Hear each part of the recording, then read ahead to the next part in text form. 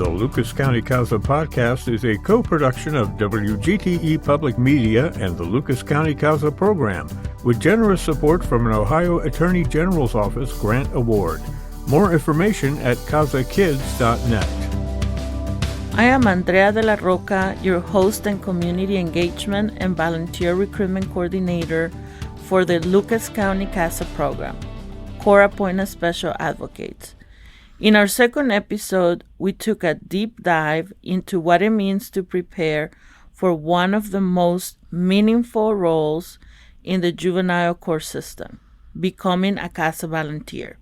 We explore the structure of the one-time 40-hour training and how it equips volunteers with the skills and knowledge they need to advocate for abused children.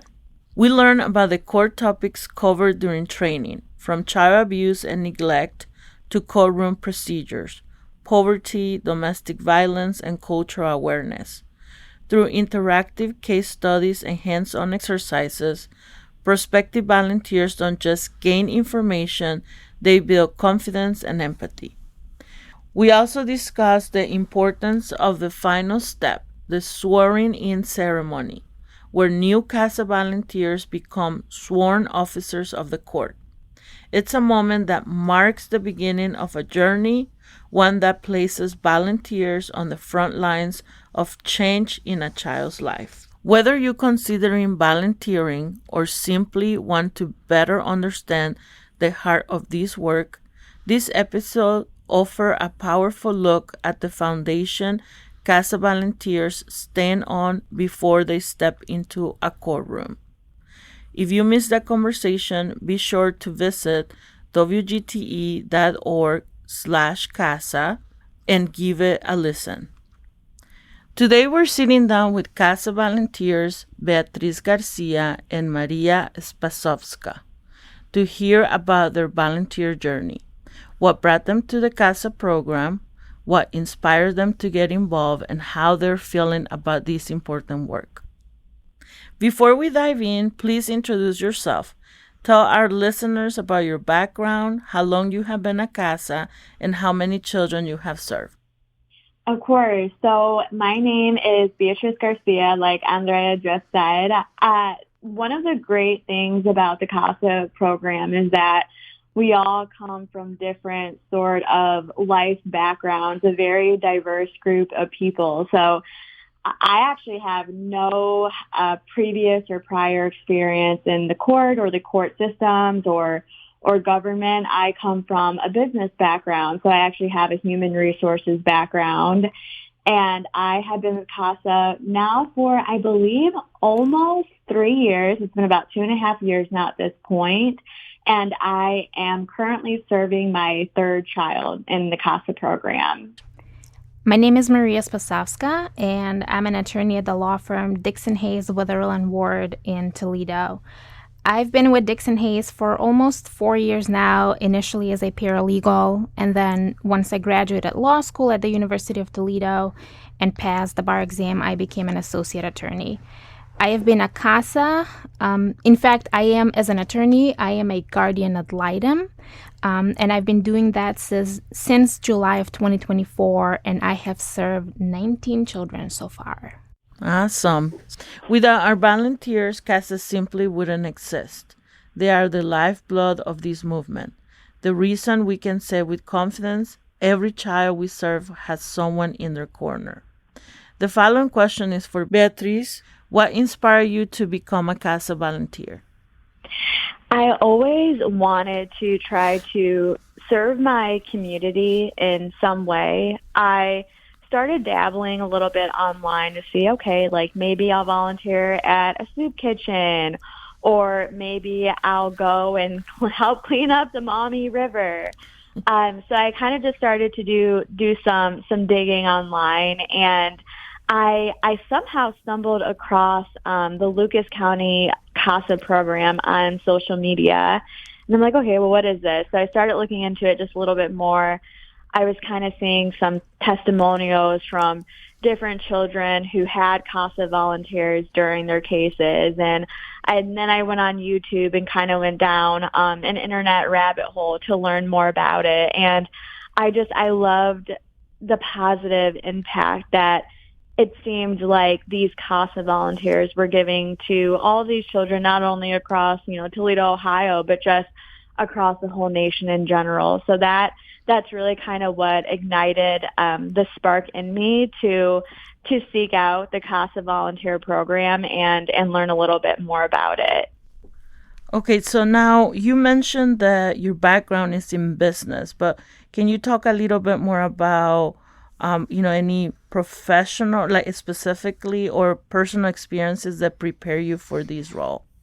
Yeah, so my background is very business-based, have always worked kind of in like the more corporate business type of environment for the last 10 years. I got a bachelor's in business, and then I got a master's in human resources. And oddly enough, though, there does seem to be a lot of parallels with my professional work and my work that I do as a CASA volunteer. As an HR professional, a lot of what my day entails is doing workplace investigations. And as a CASA volunteer, there actually is like a little bit of like almost like a detective-y / like investigative opponent to it, where you're getting to learn your child more, you're getting to learn your family more, you're getting to learn all of these adults that are inside of your child's life to really kind of deep dive into just the different dynamics of the family, and ensuring, of course, that your CASA child has everything that they need in order to strive and to thrive. So I think the interviewing piece of it, especially, it very much parallels with what I do with work, to just try to gain and glean as much information as I can to be the best advocate that I can possibly be. Just like at work, I'm interviewing different folks. I'm trying to dig in and get different pieces of information so I can best serve the employees at my company. And I'm doing the same work as a CASA volunteer to be the best CASA advocate that I can possibly be for my CASA child.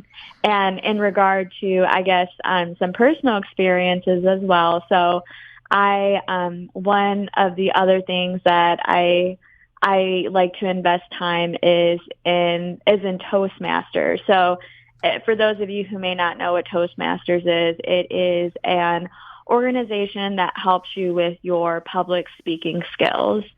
And I've been in Toastmasters now for about 5 years, and it's a great experience for those who have always kind of wanted to like get better at public speaking or just kind of speaking in front of others.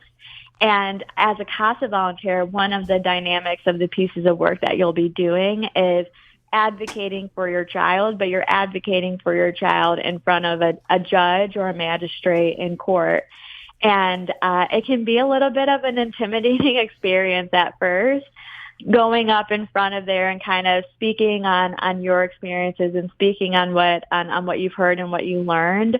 And I do think that the Toastmasters organization kind of helped me with that piece of it, and being able to stand up in court and advocate for my CASA child. And it's also been a great way as well to kind of help me continue to build on those public speaking skills too.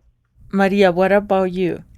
I would say that being a paralegal prepared me to be a CASA in so many ways.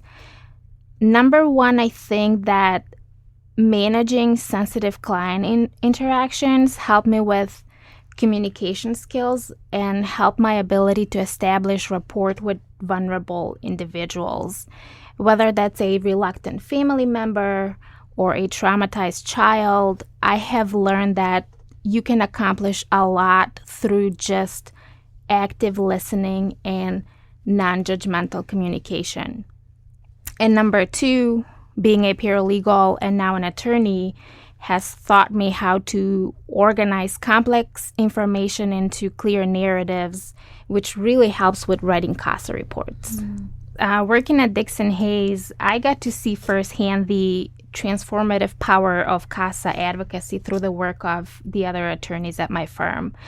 And I also became very drawn to the investigative nature of CASA work because as a CASA, you get to dig into details, gather facts, and piece together information to build a clear picture of a case.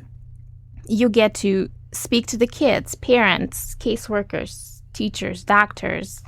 You get to review all types of records and really just put on your detective hat, ask questions, and connect dots. And what was exciting to me was that you get to combine those skills with a meaningful purpose and influence the trajectory of a child's life. So you talked about, when you're doing your investigation, those skills you bring in from your job and from, your life experience. But is there any support from the CASA office that you received during that period? Beatriz, let's hear from you. Oh, certainly, yes. The CASA, honestly, everybody at CASA has been so supportive. I had a mentor for kind of the first year of my CASA journey after I got sworn in. I would reach out to my mentor probably like every other day, like, hey, can you help me with this, or can you answer this question for me? Because of course the training is amazing. It's very hands-on. It get very much deep dives into all of the things that you'll need to know as a CASA volunteer. But when you kind of step into that first case, it's like much like probably the experiences that you've had in other endeavors in life. It's like, oh gosh, okay, like all that training, like what am I doing again now? So it's nice that you kind of have that mentor there to help you along the way. So she was amazing. And also anytime I ever had a question, I would just call or email the office and I would get a response back right away. We have amazing CASA coaches as well. So not only do you have the mentor, you have your CASA coaches. We also share contact information from the class who's going through the training. So they're also an amazing resource that you can lean on, because you all are kind of going through that first initial case together. So y'all may have kind of the same experiences or the same questions as one another. And I certainly leaned on my different training mates throughout kind of that first case that I had. But I'm I'm going on year 3, and I still have tons of questions at times, because you never really know what situation you might step into. So in fact, even this morning, I was writing up a CASA report that I have due soon, and I was actually emailing the office and reaching out to another person that I met in the CASA program to ask some questions to just gain some clarity. So I feel like I continue to learn and grow and evolve with the CASA program, and I've always had such amazing support along the way. Let's talk about the application process. Did you have any hesitations before applying?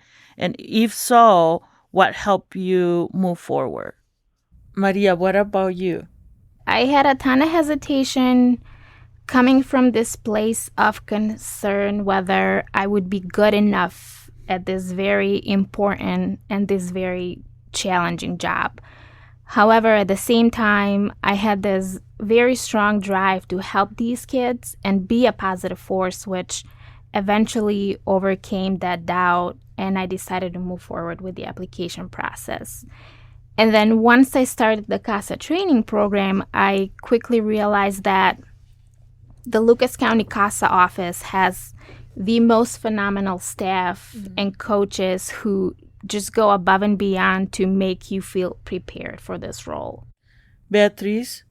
Yeah, so thinking back to the stage of applying, I was like, okay, do I want to do this?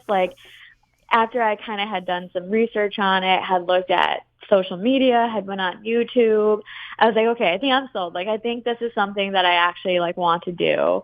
So I looked up the application process online, and funny enough, actually, at the time, at least, there were 2 different classes, 2 different kind of training classes throughout the year that CASA would implement. There was one in the summer, and then I believe there was one in the winter time. And when I was looking, it sadly was right after the summer training had ended.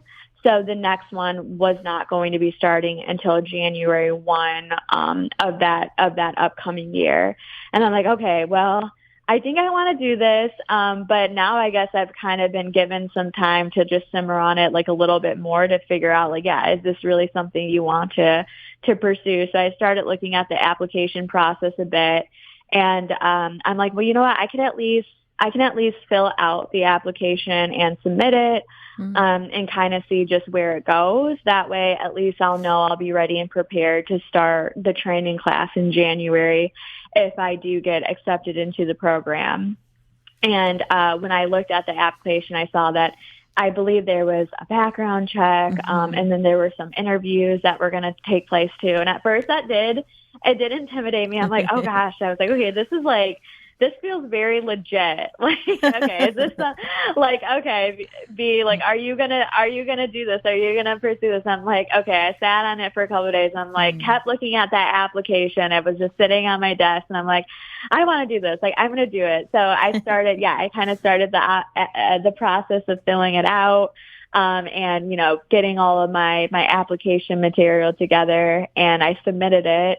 And I remember the moment that I realized that I truly did want to become a CASA, because after I submitted it, I think I was like waiting a couple of days to hear back. And that's when I started to want it like more and more. I'm like, okay, like I can't, like I was looking forward to hearing back, and I'm like, started looking into training a bit more, like what would training be like, and what does the interview look like how can I best prepare for this? So yeah, I kind of liked the fact that that next training class didn't start until that next year.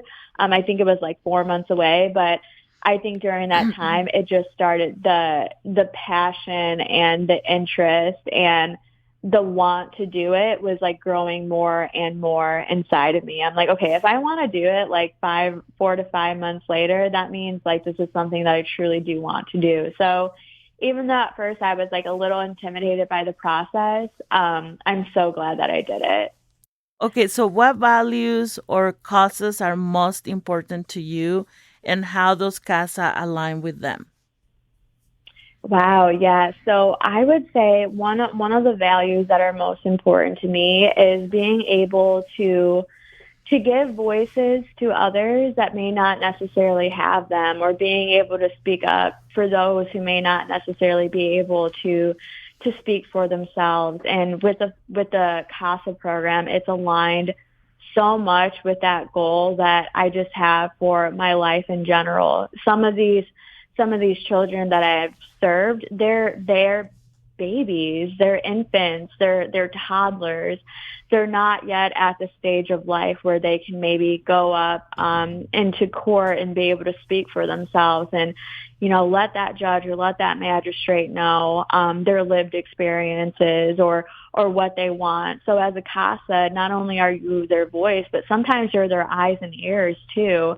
You're that kind of boots on the ground person that's going and staying in constant communication with them, or visiting them to ensure that, hey, like, is everything good here? Are they safe? And then going back and advocating for what you think are their best interests to the courts.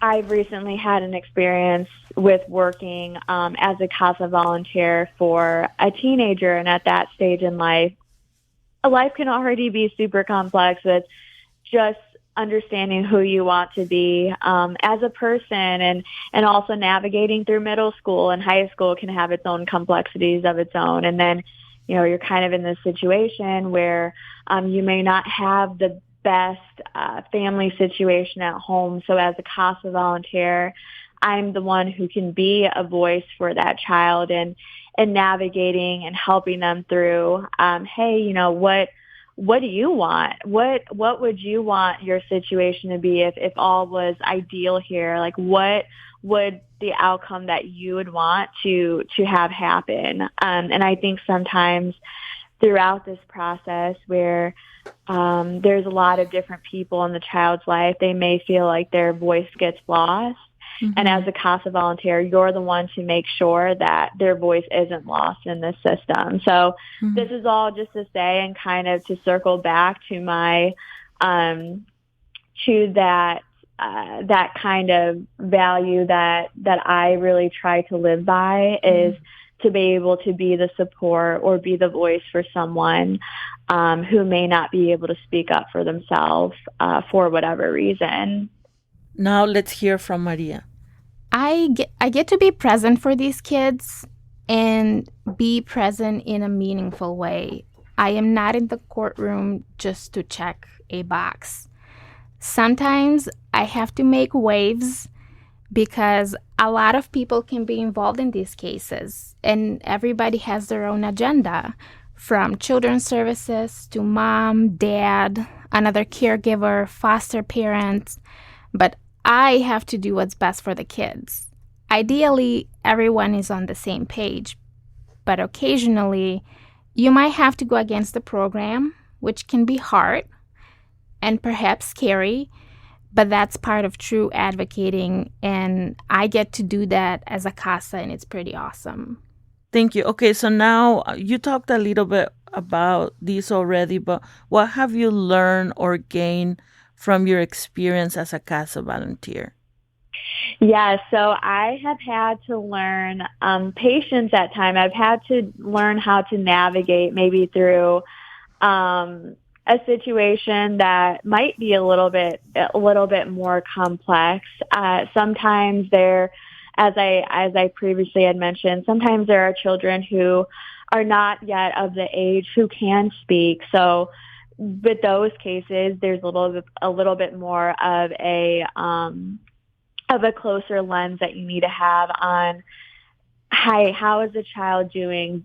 Do they seem happy, or do they seem comfortable in this environment that they're in? So really kind of paying attention to the details when you can't necessarily use speech as a way to be able to communicate with somebody.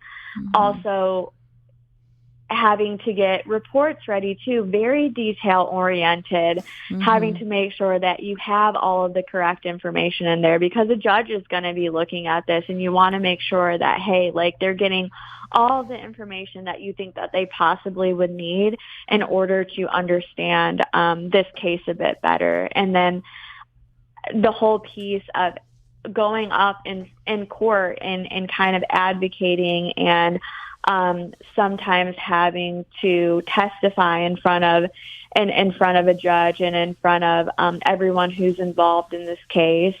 It's really getting you prepared to, hey, be able to speak in front of others in a confident way, because at the end of the day, even if you are kind of nervous to do it, know that you are doing it to help serve and protect somebody else. So this is something that helps me. Anytime I get a little bit of, of the nervous jitters in my stomach, I'm like, no, I'm doing this for my CASA child. And like, yeah, I can be scared. It's okay that I'm scared, but I'm also going to be brave for them. So there's been so many things that honestly I've learned through the CASA program, and so many things that it's helped me with personally grow as just a person and as a professional too. It really is hard to name all of them, Andrea. Yes, I understand. How do you see this role fitting into your life long term? Beatriz, let's hear from you. Wow. Okay. So I certainly want to keep doing, I want to keep being a CASA volunteer for as long as I possibly can. I don't think I mentioned this previously, but I've always sort of dabbled with the idea of going to law school. So that's something that I've started to pursue more recently, a little bit more seriously. And if I do go to law school and I eventually become an attorney, I still want to be a CASA GAL as more like pro bono type of work. So I'm still kind of navigating what that will look like in regard to like professional my professional life. And again, if I do decide to go to law school, but and I guess almost kind of circling back to the last question that you asked me, this experience has helped me so much understand what it will look like to go to court and to kind of get these cases ready. And thankfully, we have amazing attorneys on our staff that help us with all of this. But it's even been great to kind of hear the way like they speak in court and the way they think.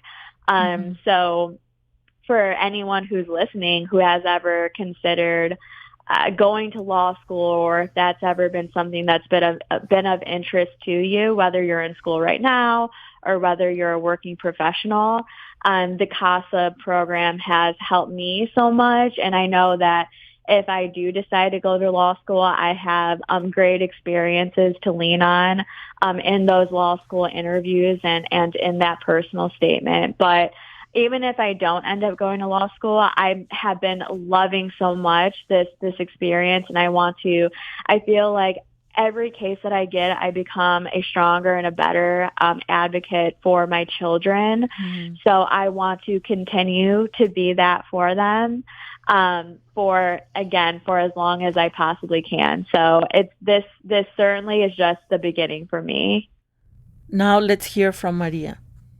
Long term, I envision this role as a way of fulfilling a very strong desire to be of service to my community, especially to vulnerable groups. I love Toledo, and this is one of my ways to give back to the community through advocating for kids who need a dedicated voice and support. So CASA volunteers are the everyday heroes who step into a child's life during some of the most difficult moments and say, "You matter, I see you, I'm here for you." CASA volunteers aren't just attending court hearings or writing reports. They're building trust, offering stability, and being a consistent voice in a system that can often feel overwhelming and uncertain for a child. Each advocate brings their own unique perspective, life experience, and passion to the table. And that's what makes the CASA program so powerful. It's not about being perfect. It's about showing up with heart, listening deeply, and standing up for what's right.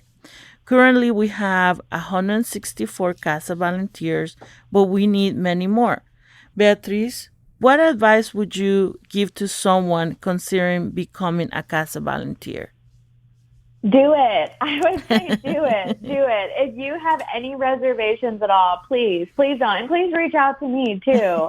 I'm more than happy to share my email and to be able to connect with you and answer any questions that you may have. Also, the CASA staff is amazing as well. I remember having some questions throughout the application process, and I reached out to the team, and they were able to help answer any questions that I had. But yes, please, if you have any reservations at all, or you just want to learn more in general before you kind of dip your toe in the water, always reach out to us. We're more than happy to help answer any questions that you have. But yes, I would say do it. It has given so much kind of breath to my life that I didn't even know could possibly be there.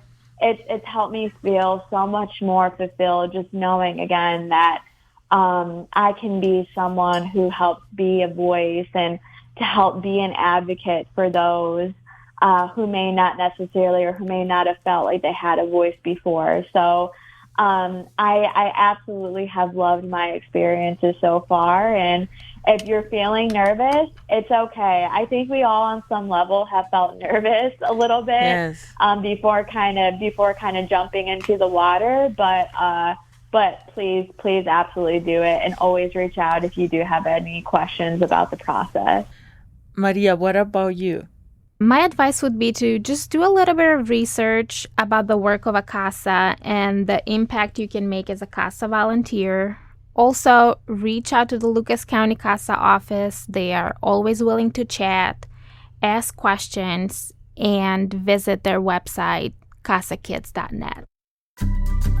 A huge shout out to Beatriz and Marija for sharing their stories. We're so excited to have you on board. Your energy, heart, and commitment are what makes the CASA program so powerful.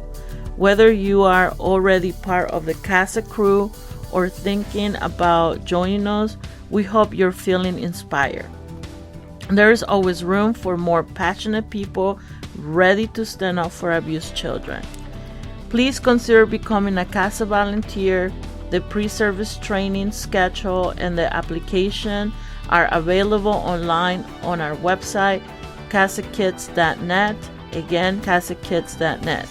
If you have questions, please call us at 419-213-6753.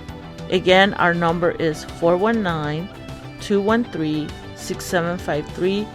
Thanks for listening, and we'll catch you next time on the Lucas County CASA podcast.